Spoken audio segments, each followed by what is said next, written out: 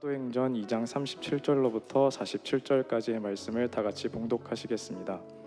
그들이 이 말을 듣고 마음에 찔려 베드로와 다른 사도들에게 물어 이르되 형제들아 우리가 어찌할꼬 하거늘 베드로가 이르되 너희가 회개하여 각각 예수 그리스도의 이름으로 침례를 받고 죄사함을 받으라. 그리하면 성령의 선물을 받으리니 이 약속은 너희와 너희 자녀와 모든 먼데 사람 곧 주 우리 하나님이 얼마든지 부르시는 자들에게 하신 것이라 하고 또 여러 말로 확정하며 권하여 이르되 너희가 이 패역한 세대에서 구원을 받으라 하니 그 말을 받은 사람들은 침례를 받음에 이 나라의 신도의 수가 3천이나 더하더라. 그들이 사도의 가르침을 받아 서로 교제하고 떡을 떼며 오로지 기도하기를 힘쓰니라. 사람마다 두려워하는데 사람들로 말미암아 기사와 표적이 많이 나타나니 믿는 사람이 다 함께 있어 모든 물건을 서로 통용하고 또 재산과 소유를 팔아 각 사람의 필요를 따라 나눠주며 날마다 마음을 같이하여 성전에 모이기를 힘쓰고 집에서 떡을 떼며 기쁨과 순전한 마음으로 음식을 먹고 하나님을 찬미하며 또 온 백성에게 칭송을 받으니 주께서 구원받는 사람을 날마다 더하게 하시니라. 아멘. 네, 여러분, 우리가 2주 만에 이 자리에서 예배를 드리죠. 지난주에는 우리가 수련회 때문에 수련회 장소에서 홍천에 있는 한웅예양에서 우리가 한 주 예배를 드렸던 것 같습니다. 여러분, 수련회 어떠셨습니까? 수련회 때 큰 은혜를 받으셨나요? 찬양할 때 눈물도 나고 그리고 기도할 때 가슴이 뜨거워지고 또 방언도 받고 성령 충만 받으셨죠. 그러면서 우리의 고백 속에 진짜 이제는 좀 다르게 예배 드리고 좀 다르게 신앙생활을 해봐야겠다라는 다짐도 하는 것 같습니다. 매번 수련회를 드려보지만 수련회 참 좋은 것 같아요. 왜냐하면 우리가 기대하면서 드려지는 예배인 것 같기 때문입니다. 저는 사실 수련회보다 수련회를 준비하기 위해 했던 그 3일간의 작정 기도의 시간이 사실 저는 이미 거기서 은혜를 다 받았던 것 같습니다. 왜냐하면 온전히 수련회 한 곳을 위해 우리 리더들과 함께 그리고 함께 자리에 참석했던 지체들과 함께 그 3일의 예배의 시간을 온전히 기도로 올려드렸던 그 시간들이 참 많이 은혜가 있었던 것 같아요. 왜냐하면 한 곳을 향해 우리가 기도했거든요. 오직 그 수련회를 향해, 그리고 그 많은 지체들이 3일 동안 오직 하나의 목적을 위해 주 앞에 기도했던 시간이었던 것 같습니다. 특별히 그 시간들을 위해서 우리 코람데오 그리고 미디어부 회장단 많은 리더분들이 애써주셔서 많은 지체들이 그 자리 가운데 참석해서 수련회가 정말 풍성하게 은혜롭게 맞춰질 수 있었던 것 같습니다. 그러나 문제는 수련회 다음 날입니다. 수련회는 항상 좋은데 다음 날 월요일부터 우리의 삶에 연속되는 삶의 여정 속에서 현실을 마주하게 됩니다.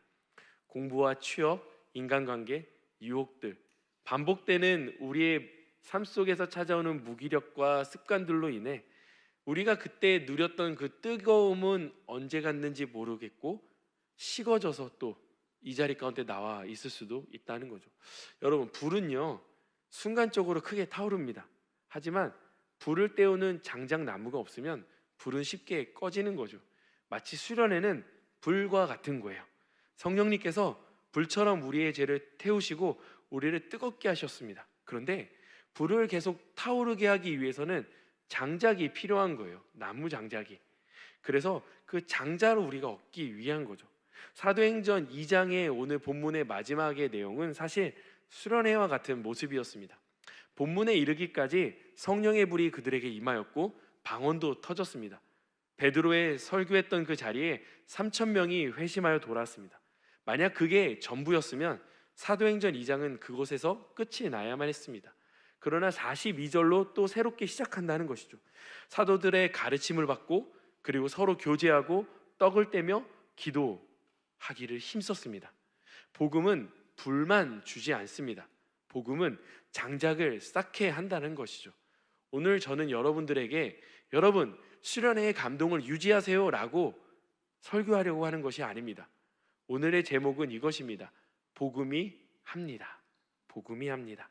마치 광고 문구와 같은 제목이죠. 복음이 마음을 찌르고 방향을 바꾸고 사람을 묶고 교회를 세운다는 것이죠. 수련회가 한 것이 아니고요, 우리의 열심히 한 것도 아닙니다. 바로 복음이 한 것입니다. 그럼 오늘 본문 속에서 복음이 하는 일은 무엇인지를 말씀을 통해 알아가 보기를 원하는 거죠. 먼저 복음은 마음을 찌른다는 것입니다. 한번 따라해 보실까요? 복음은 마음을 찌릅니다. 우리 말씀 사도행전 2장 37절을 우리 함께 봉독해 보겠습니다. 시작. 그들이 이 말을 듣고 마음에 찔려 베드로와 다른 사도들에게 물어 이르되 형제들아 우리가 어찌할꼬 하거늘. 베드로의 말씀은 선포하는 말 그대로 복음이었습니다. 36절에 보면 너희가 십자가에 못 박은 이 예수를 하나님이 주와 그리스도가 되게 하셨느니라 라고 말씀합니다. 그들의 말은 그저 공기 중에 떠도는 말들의 향연이 아니었습니다. 살아 움직이는 날성검이 되어 말씀을 들었던 사람들의 심장과 폐부를 찌르기 시작했습니다. 히브리서 4장 12절의 말씀처럼요. 한번 읽어드릴게요. 하나님의 말씀은 살아있고 활력이 있어 좌우의 날선 어떤 것보다 예리하여 혼과 영과 및 관절과 골수를 찔러 쪼개기까지 하며 또 마음의 생각과 뜻을 판단하나니. 말씀처럼 복음은 말이 아니라 검이 되어 듣는 사람들의 생각과 마음을 찔러 판단하기 시작합니다. 여기서 우리가 알아야 하는 것은 판단은 우리 쪽에서 하는 것이 아닙니다. 바로 하나님 편에서 한다는 것이죠. 우리는 우리의 마음으로 사람을 판단하기 시작합니다. 대부분 우리가 한다는 판단은 우리가 그동안 살아오면서 경험했던 것을 기초로 한다는 것입니다. 그래서 그 지식은 결국 편견으로 다가올 수 있다는 것이죠. 그래서 무엇인가 판단하기 이전에 상대방에 대해서 충분히 기도하고 말씀을 통해 상대방을 보지 않으면 결국 실수하기 쉽다라는 것입니다. 이 본문을 묵상하면서 과연 나도 복음을 통하여 마음을 찌르는 듯한 경험이 있었는지 대해 고민해 보았습니다. 여러 사건들이 많이 있었지만 한 가지가 생각났던 것 같습니다. 제가 첫 전도 사역을 하던 중 담당 목사님께서 저보고 알래스카로 팀을 만들어서 선교를 가려고 하셨습니다. 당시 저는 교육 전도사였고 결혼을 했고 첫째가 있었습니다. 이 말은 알래스카로 갈 수 있는 재정이 전무했다라는 것입니다. 그러나 명령에 순종했고 팀장을 세웠고 팀원들이 모여서 5명이 모였던 것 같아요. 그래서 총 저 포함해서 6명이 알래스카로 출발했습니다. 그곳에서 사역은 현지 아이들과 그리고 이민 3세 아이들에게 수련회를 진행하는 것이었습니다. 근데 그곳에서 이민 3세 아이들과 함께 설교를 해야 되는데 거기 계셨던 목사님이 하는 게 아니라 제가 해야만 했던 것이었습니다. 그때 제가 처음으로 통역 설교를 했던 것 같아요. 처음 통역 설교를 해야 하니 엄청 준비했던 것 같습니다. 열심을 다했어요. 그런데 첫날 성령대망회를 했는데 그냥 망했습니다. 망했어요. 처음 통역하는 설교였고 내가 준비하는 말씀이 이민 3세 아이들에게 전혀 들어가지 않는다는 패배감을 마주했던 것이죠. 이 패배감을 안고 팀원들에게 이야기했습니다. 나 이제부터 아무것도 안 먹고 다음날 설교 준비할 건데 나를 위해 기도 좀 해줘. 그리고서 그날 방구석에 들어가 계속 기도하며 설교 원고를 다시 갈아엎었습니다. 근데 아무리 설교를 고쳐 쓰고 갈아엎어도 전혀 마음에 와닿지 않고 괴로워하며 잠에 들었던 것 같습니다. 그 다음날 새벽 갑갑한 마음이 들어서 아침에 일찍 일어나 그 수련회 장이 호수 곁에 있었는데 호수 곁에 있는 숲속으로 그냥 들어갔습니다. 알래스카 야생 지역이 많아가지고 막 아무도 없는 숲속에 그 사슴도 있고 막 사람의 손길이 전혀 느껴지지 않는 그곳에 혼자 걸어가면서 기도하기 시작했습니다. 하나님, 어떡하죠? 여기까지 왔는데 두 번째 망신당하고 싶지는 않습니다 라고 기도하며 그 숲속길을 걸었습니다. 기도하고 걸어가던 중에 세미한 음성이 들려왔습니다. 너는 하나님만 잠잠히 바라라. 시편 62편 1절의 말씀이 들려졌던 것이죠. 그 말씀을 우리 함께 읽어볼까요? 시작. 나의 영혼이 잠잠히 하나님만 바라며 나의 구원이 그에게서 나오는도다. 이 말씀이 제게 임하는 순간 저는 말할 수 없는 평안함을 얻었습니다. 이내 시간이 되어 저녁 성령 대망의 시간이 되었고 준비했던 설교는 다 뒤로 하고 그냥 본문 말씀 한 구절 가지고 편안하게 설교를 했던 것 같습니다. 그때 통역해줬던 자매도 은혜 받고 그 자리에 있던 지체들이 다 회개하며 더 나아가 같이 있던 팀원들이 완전히 뒤집혀지는 시간을 통해 완전히 그 자리가 사랑의 축제의 장이 되었던 것을 보게 되었습니다. 그때 알았습니다. 내가 잘하려면 하면 할수록 하나님이 일하실 수 없다라는 것을 말입니다. 나의 의와 목적이 나를 이끌고 가면 결국 복음이 드러나지 않는다는 것을 말입니다. 그때 하나님은 저를 꺾으셨고 그리고 다시 복음 앞에 서게 하였습니다. 혹시 여러분과 저에게 마지막으로 복음 앞에 무너진 적은 언제이셨습니까? 예수 그리스도의 복음 앞에 내 삶이 한번 무너졌던 적은 언제이셨습니까? 여러분이 들고 있는 이 성경이 정말 날카로운 칼날처럼 우리의 마음을 찌르고 있습니까? 아니지 않나요? 그런데 오늘 본문의 말씀은 사람의 마음을 찌릅니다. 왜 그럴까요? 사람을 변화시키는 것은 그 사람에게 필요한 중요한 정보나 지식이 아니라 오직 예수 그리스도의 복음 하나뿐이기 때문입니다. 심장을 향해 예수님은 그 말씀의 칼을 보내시며 더 이상 이 심장은 내 스스로 뛰는 것이 아니라 말씀을 검해 주신 예수 그리스도께서 뛰게 해주시는 심장이라는 것이죠. 그런 편에서 우리는 이런 질문이 우리 안에 터져나와야 합니다. 그럼 우리는 어찌할꼬? 사도행전 2장 37절 우리 함께 봉독해 보기를 원합니다. 시작. 그들이 이 말을 듣고 마음에 찔려 베드로와 다른 사도들에게 물어 이르되 형제들아 우리가 어찌할꼬 하거늘. 이 질문이 사람들 편에서 나온 것은 회심의 시작이라는 것입니다. 우리는 매 예배를 드릴 때마다 이 질문이 터져 나와야 한다는 것이죠. 왜냐하면 신앙생활은 감동이 아니라 찔림으로 시작하기 때문입니다. 우리가 드리는 예배가 끝나고 끝나고 난 뒤에 나에게 아무런 일도 나타나지 않는다면 우리는 어찌 보면 복음을 들은 것이 아니라 정보를 듣고 떠나가는 것입니다. 사랑하는 여러분, 말씀으로 살아계신 예수님을 받아들이시기를 주님의 이름으로 축원드립니다. 두 번째로 복음은 방향을 바꾼다는 것입니다. 한번 따라해 보실까요? 복음은 방향을 바꿉니다. 사도행전 2장 38절의 말씀을 우리 함께 봉독해 보기를 원합니다. 시작. 베드로가 이르되 너희가 회개하여 각각 예수 그리스도의 이름으로 침례를 받고 죄 사함을 받으라. 그리하면 성령의 선물을 받으리니.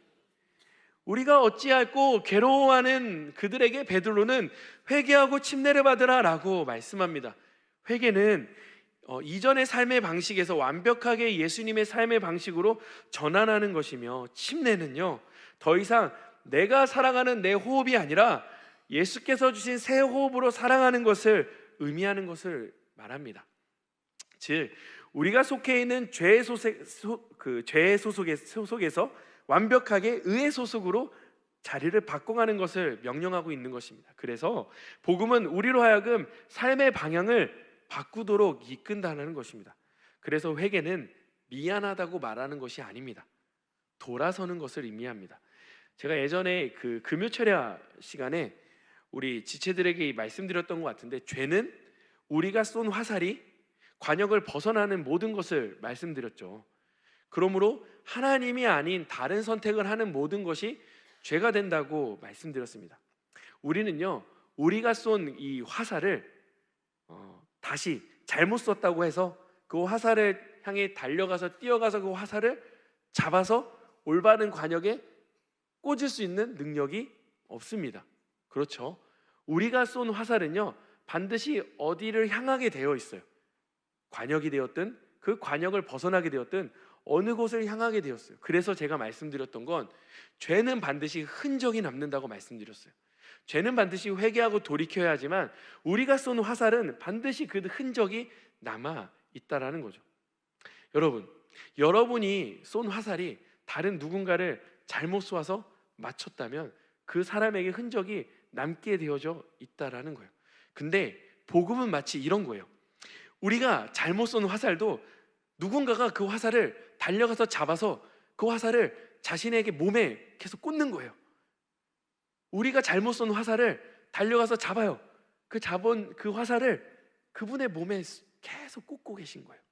그분이 바로 예수 그리스도신 거예요. 우리가 죄로 향해 쏘았던 그 화살들을 그 예수 그리스도께서 그 화살을 직접 집으셔서 본인의 몸에 계속 꽂고 계십니다. 그분이 바로 예수 그리스도신 거예요. 우리는 우리가 쏜 화살을요, 올바른 장소로 돌이킬 수 있는 능력이 전혀 없는 사람들입니다. 그러나 예수님은 그 화살을 직접 집으셔서 그 화살을 대신 본인 몸에 맞으셨다라는 거예요. 그래서 우리가 예수 그리스도를 복음으로 진짜 믿고 경험하면 죄를 지으려고 다른 쪽에 화살을 쏘려고 해도 예수님이 보여서 그 화살의 방향을 올바로 돌이킬 수밖에 없다라는 것입니다. 그거 아십니까? 우리가 아무리 방향을 바꾸라고 이야기하고 권면해도요, 우리는요 그 방향을 쉽게 바꾸지 못합니다. 그런데 복음을 마주하는 순간 우리가 언제 그랬냐는 듯 마치 동전 뒤집듯 바뀌어질 수 있다는 겁니다. 바뀐 우리에게 가장 좋은 것 주시는 하나님께서 성령을 주신다고 성경은 말씀합니다.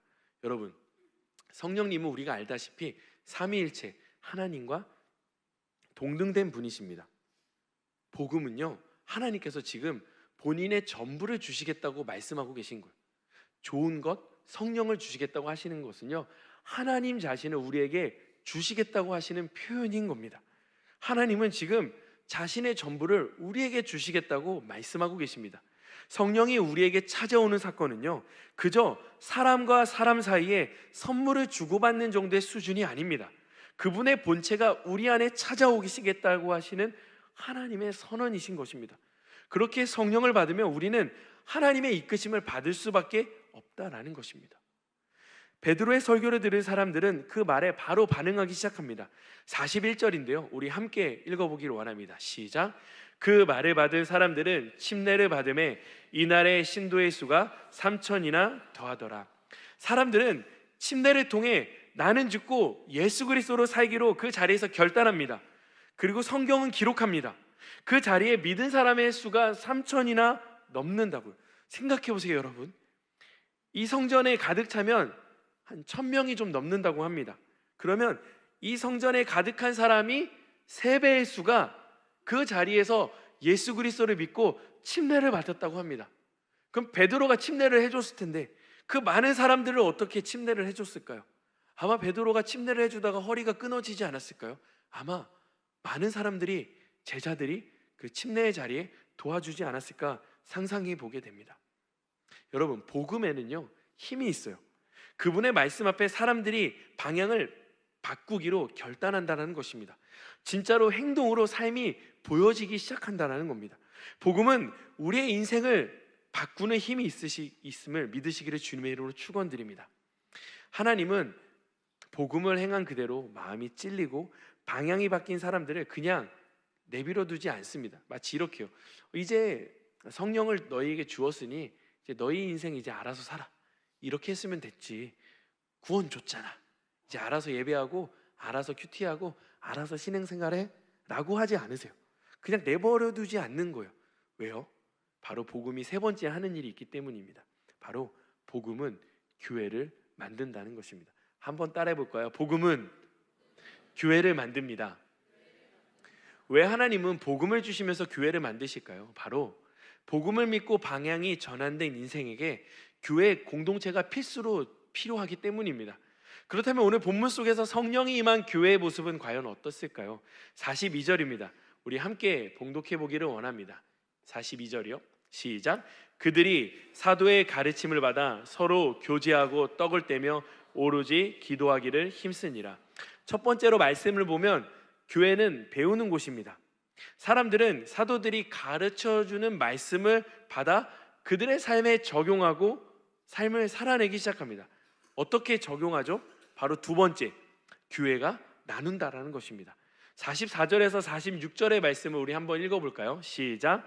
믿는 사람들이 다 함께 있어 모든 물건을 서로 통용하고 또 재산과 소유를 팔아 각 사람의 필요를 따라 나눠주며 날마다 마음을 같이하며 성전에 모이기를 힘쓰고 집에서 떡을 떼며 기쁨과 순전한 마음으로 음식을 먹고. 교회는요 혼자 배부르지 않습니다. 공동체 안에서 서로 나눌 때 비로소 순전한 기쁨이 그 자리에 머무는 것입니다. 오늘은 좀 특별한 날인 것 같습니다. 그동안 우리 청년들이 1인 가구로 자취하는 친구들을 위해 모았던 물질을 나누는 날이기 때문입니다. 이름하여 1인 가구 파이팅 팩. 오늘이 그 날입니다. 사진이 좀 준비되었는데 이렇게 넘겨주시면 제가 말씀을 전해보겠습니다. 이 마음의 시작은 이렇습니다. 교회에서 감사하게도 대학생들을 위해 학비의 후원을 해주시는 장학의 날이 있습니다. 그 학생들에게 정말 필요한 물질이죠. 그 의미에 더해서 우리 청년들의 삶 속에서 혼자 지내며 취업을 준비하며 일을 하러 나가는 친구들 또한 정말 쉽지 않은 삶을 살고 있다는 것을 알기에 어떻게 하면 자취하고 혼자 지내는 청년을 도와줄 수 있을지 그냥 고민했었습니다. 근데 중요한 것은 예산이 하나도 없었습니다. 감사한 것은 저와 작년에 그 KDTS를 졸업한 1기생 지체들이 마음을 같이하여 예산을 모았고 그 물질을 가지고 물품을 구매하여 총 우리 주변에 약 40명의 자취생, 기숙사생 친구들을 도울 수 있게 되었다는 것입니다. 솔직히 말하면 그렇게 큰 금액은 아니었습니다. 그런데 저는 이 금액이 너무나도 크게 다가왔습니다. 모금된 금액으로 작지만 작은 물품으로 도와줄 수 있는 모습이 마치 오늘 본문 속에 나와 있는 성령 충만한 사람들이 교회 안에서 교제하는 모습과 같다고 느껴졌기 때문입니다. 저는 사실 말씀을 준비하면서 이미 은혜를 다 받았습니다. 왜냐면요, 올해부터 저와 클레마 지체들은 뉴 엑치 클레마 사도행전의 말씀을 순서대로 그냥 설교를 준비하며 주일 설교의 말씀을 듣고 있었는데 때마침 회장단이랑 저랑 설교 본문과 이 파이티팩 나눠주는 행사와 이 오늘 설교 말씀이 딱 들어맞았다라는 것입니다. 여러분, 이거는 제가 맞춘 게 아니고요, 그냥 실화예요. 그냥 실화. 제가 이 본문을 설교하는 날 파이팅팩을 나누자고 얘기한 적도 없습니다. 그냥 수련회를 갔다 온 다음 날 이 물품을 나눠주자고 하고 지난달부터 준비했는데 오늘 본문 설교 말씀이 이 날과 맞아 떨어진 거예요. 이뿐이 아닙니다. 이번 수련회를 위해 재정이 어려운 친구들을 위해 따로 후원해 준 지체들도 있고요. 심지어 장로회와 우리 장로님, 담임 목사님께서 후원해 주셔서 지난 한 주 그 동계 수련회를 은혜롭게 잘 다녀올 수 있다는 것이죠. 여러분, 교회는요, 나누는 곳이에요. 그리고 세 번째로 교회는 예배하는 곳입니다. 사도행전 2장 47절을 우리 한번 읽어볼까요? 시작. 하나님을 찬미하며 또 온 백성에게 칭송을 받으니 주께서 구원받는 사람을 날마다 더하게 하시니라. 하나님을 찬미한다고 합니다. 그분을 경외함으로 예배하는 것이 바로 이곳 교회라는 것입니다. 그래서 교회는 예수님 말고 다른 분이 높임받아서는 안 됩니다. 찬양팀이, 찬양대가, 회장단이, 제가 무엇인가 나이스하게 비춰지는 것이 예배가 아니라는 것입니다. 예배라고 하는 것은 이곳에 임재하신 성령님의 인도를 따라 십자가에 달리신 예수 그리스도만 바라보며 높고 크신 하나님을 경외함으로 나아가는 것이 바로 예배라고 하는 겁니다. 여러분, 오늘의 예배는 어떠십니까? 하나님이 보이십니까? 아니면 주변 사람들이 보이십니까? 아니면 스마트폰의 알람의 메시지가 눈앞에 아른거리십니까? 우리가 교회에 오는 이유는 예배하기 위함임을 믿고 우리의 방향을 바꿔가는 시간을 가지시기를 주님의 이름으로 부탁드립니다. 그리고 마지막 네 번째 교회의 모습이 중요합니다. 바로 교회를 하나님께서 자라나게 하신다는 것입니다. 사도행전 2장 47절 마지막 절인데요, 한번 읽어볼까요? 시작. 하나님을 찬미하며 또 온 백성에게 칭송을 받으니 주께서 구원받는 사람을 날마다 더하게 하시니라. 여러분, 하나님은 교회를 자라나게 하십니다. 구원받은 사람의 수를 날마다 더하게 하십니다. 우리가 자라나게 하는 것이 아닙니다. 하나님의 말씀을 매일 배우고 주변 사람들과 나누고 그저 그들과 예배하는 것입니다. 그렇게 하면 하나님께서 자라나게 하시는 겁니다. 그것이 함께 지어져가는 공동체, 우리의 교회의 모습인 것입니다. 우리 공동체, 우리의 교회의 모습은 어떻습니까? 요즘 우리 클레마에서 매달 새가족을 수료하는 지체들이 나오고 있습니다. 우리가 딱히 복음을 전하러 밖으로 나가지 않았습니다. 그러나 우리는 주의 말씀을 배우기 힘썼고 나누고 예배하기에 집중했습니다. 그런데 구원받는 사람들을 보내주신다는 거예요. 여러분과 저는요, 지금 사도행전의 역사 속에 함께 한 페이지를 적어가고 있는 삶을 살아가고 있다는 겁니다. 여러분, 우리가 행사를 잘해서가 아닙니다. 우리의 분위기가 좋아서가 아닙니다. 그렇다고 우리의 리더십이 뛰어나서도 아닙니다. 단지 복음이 일하고 계시기 때문인 것입니다. 믿으십니까? 여러분, 저는 지난 수련회 때 동계 수련회 때 말도 안 되는 일을 했습니다. 90분 설교를 마치고 통성 기도하는 시간 그냥 마이크를 내려놓고 무릎을 꿇고 주님께 질문하며 기도했습니다. 하나님, 이제 어떡하죠? 주사위는 던져졌고 이제 제가 할 수 있는 일은 없습니다. 성령께서 해주셔야 합니다.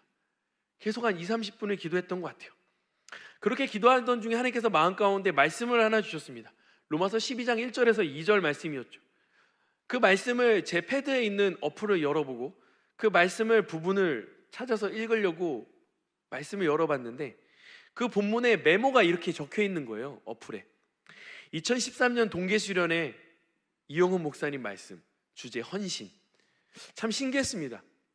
2026년 동계수련회의 말씀을 전하고 있는 나에게 2013년도에 교육전도사 때 참석했던 그 수련회의 말씀을 하나님께서 다시 펼쳐보게 해주셨다는 것이 좀 감동이었고, 한편으로는 이렇게 웃음이 났습니다. 하나님의 빌드업은 13년 전부터 준비되었나? 도대체 언제부터 빌드업을 시작하신 거지? 그리고 이 본문을 가지고 지체들과 같이 기도하기 시작했고, 우리는 모든 음향을 끄고 그저 육성으로 기도하며 성령의 충만함을 위해 기도를 했습니다. 마지막 순간 다 같이 손을 잡고 기도할 때는 기도의 소리가 끝나지 않아서 고민했습니다. 이렇게 끝나다가는 밤을 새겠구나. 언제 끊어야 되지? 기도가 끝나지지 않았습니다. 그러다가 각자의 고백을 하나님 앞에 기도를 한 구절씩 고백하며 예배를 마쳤죠. 그때 저와 여러분이 하나님께 고백한 이 기도의 구절은 아직도 제 마음에 한가득 남겨져 있는 것 같습니다. 한 번도 생각해 보지 못했던 기도의 시간이었고, 이날 저와 함께 통성기도를 맡아준 지체들은 사실 1시간만 기도하기로 약속하고 그 자리에 강대상에 서서 기도를 시작했지만 저와 2시간 반을 함께 목이 쉬어 기도해 주었습니다. 지금 생각하면 참 미안하고 고맙다는 생각을 해봅니다. 근데 여러분, 이 수련회를 제가 한 겁니까? 이 수련회를 회장단이 한 겁니까? 수련회를 코람데오가 준비했습니까? 정확히 말씀드릴 수 있습니다. 복음이 해야 했습니다. 믿으십니까? 복음이 하신 것입니다. 여러분, 우리가 교회를 살리는 것이 아닙니다. 우리가 무슨 능력이 있어서 교회를 살릴 수 있는 것이 아닙니다. 부흥을 만들어내는 것도 아닙니다. 신앙을 우리가 유지하는 것도 아닙니다. 바로 복음이 합니다. 복음이 저와 여러분을 찌르는 겁니다. 복음이 우리의 삶을 바꾸는 것입니다. 복음이 우리를 교회로 세우는 것입니다. 그럼 여기서 우리는 질문해야 됩니다. 우리는 어찌해야 할꼬? 우리는 어찌해야 할꼬? 답은 간단합니다. 복음을 붙들으셔야 합니다. 말씀을 붙드십시오. 공동체 안에 머무르십시오. 예배의 자리에 앉으십시오. 그러면 하나님이 하십니다. 사랑하는 클레마치 여러분, 클레마는 사람이 만드는 공동체가 아니라 복음이 일하시는 공동체가 되기를 주님의 이름으로 부탁을 드립니다. 수련회가 우리를 살리는 것이 아닙니다. 복음이 우리를 살리는 것입니다. 여러분, 오늘도 복음이 합니다. 믿으십니까? 기도하겠습니다. 하나님,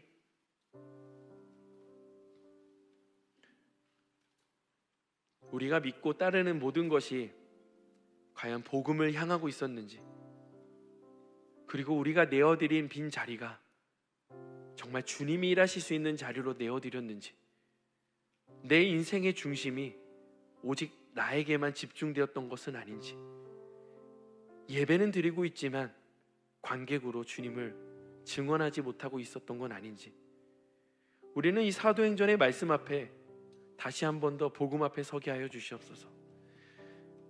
내가 믿고자 하는 것만 믿는 것은 아닌지, 내가 보고자 하는 것만 보는 것은 아닌지, 내가 듣고자 하는 것만 들으려 했던 것은 아닌지, 우리가 말씀의 그 찔림 앞에 다시금 예배하는 예배자가 되어지게 하여 주옵소서. 하나님, 우리는 관객이 아닙니다. 하나님, 우리는 복음의 증인이 되기를 원합니다. 그 증인으로 우리를 삼아 주시옵소서. 오늘도 그렇게 고백하며 주님 앞에 찬양하며 예배할 때 주의 말씀이 들려지고 삶 가운데 고백이 터져 나올 수 있도록 우리를 인도하여 주시옵소서. 이 모든 말씀 살아계신 우리 주 예수 그리스도의 이름으로 기도드립니다. 아멘. 우리 함께 이 자리에서 일어나서 함께 이 찬양으로 고백하였으면 좋겠습니다. 이 찬양을 우리가 함께 불러보기를 원합니다. 우리는 주의 움직이는 교회라는 찬양인데요, 우리 이 찬양 올려드릴 때 우리가 주님 안에서 한 공동체로 주님 앞에 나아가기를 소망합니다.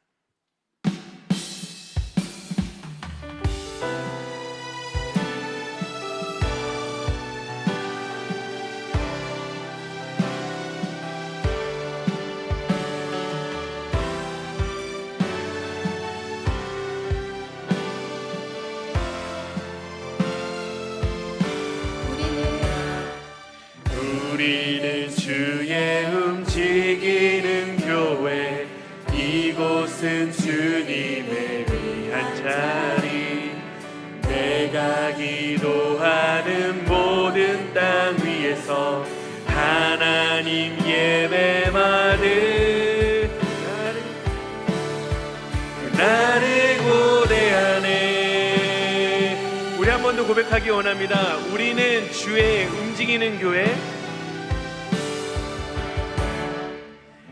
우리는 주의 움직이는 교회, 이곳은 주님을 위한 자리, 내가 기도하는 모든 땅 위에서 하나님 예배받을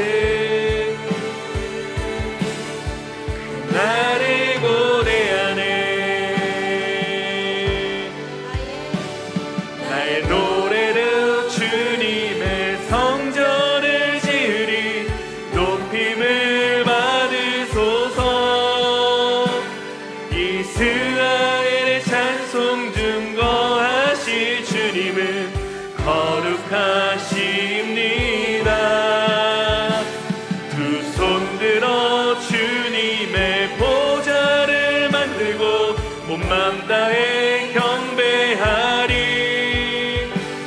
구름 날개 사이에 임하신 것처럼 내 뒤에 임하소서. 나의 노래로 주님의 성전을 지으리, 높임을 받으소서. 이스라엘의 찬송 증거하신 주님은 거룩하십니다. 두 손 들어 주님의 보좌를 만들고 온 맘 다해 경배하리. 구름 날개 사이에 임하신 것처럼 내 위에, 우리 한 번 더 고백하기 원합니다. 그의 나의 노래로 주님의 성전을 지으리, 높임을 받으소서. 이스라엘의 찬송 증거하신 주님은 거룩하십니다. 두 손 들어 주님의 보좌를 만들고 온 맘 다해 경배하리. 구름 날개 사이에 임하신 것처럼 내 위에 임하소서. 우리 시간 말씀을 생각하며 한번 기도하기를 원합니다. 하나님, 내 자리 가운데 찾아오신 복음이 진짜 복음이 일하실 수 있는 그 자리를 마련해 드리길 원합니다. 하나님, 나의 삶에 찾아오신 주님으로 말미암아 그 복음을 붙들며 살아가는 나의 인생 되어지게 하여 주옵소서. 이 시간 주님의 이름 세 번을 주시고 함께 통성으로 기도하겠습니다. 주여, 주여.